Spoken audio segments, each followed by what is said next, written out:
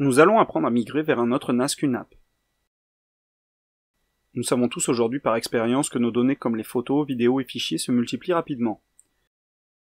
Vous avez certainement déjà rencontré des notifications ou alertes sur votre smartphone ou ordinateur disant que la capacité de stockage maximale est presque atteinte. Dans ce cas, un NAS aura une réaction similaire lorsque vos disques approcheront de leur capacité de stockage maximale.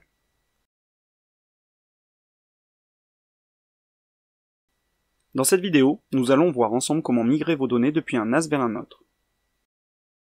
Que cela soit un nouveau NAS ou un modèle plus volumineux, cette vidéo va vous présenter pas à pas comment vous y prendre.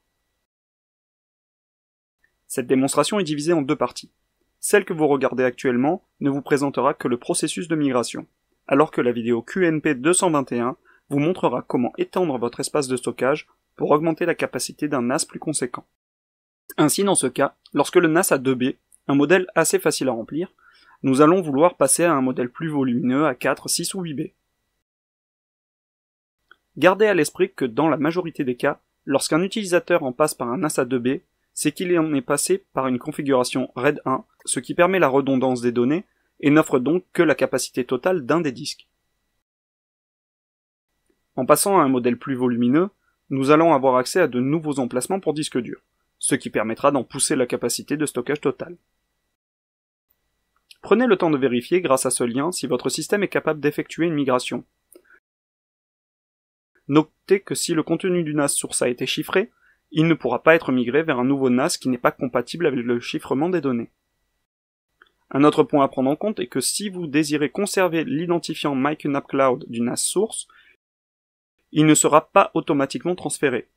Vous devrez alors changer l'identifiant du NAS source pour pouvoir donner l'identifiant qui vous intéresse au NAS de remplacement.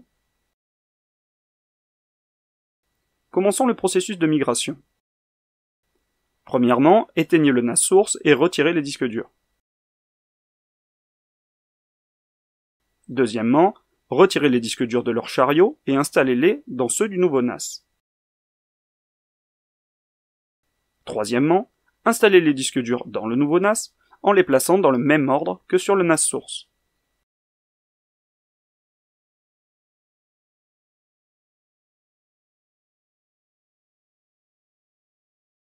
Mettez le nouveau NAS en fonction et vous pourrez vous connecter à votre page web d'administration QTS avec le compte admin dont le mot de passe est par défaut admin.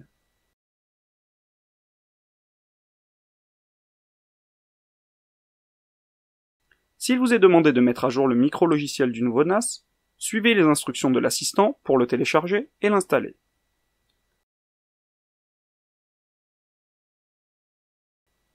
Après que les fichiers d'origine aient été migrés avec succès, il vous sera possible d'ajouter de nouveaux disques durs pour étendre la capacité de stockage du NAS.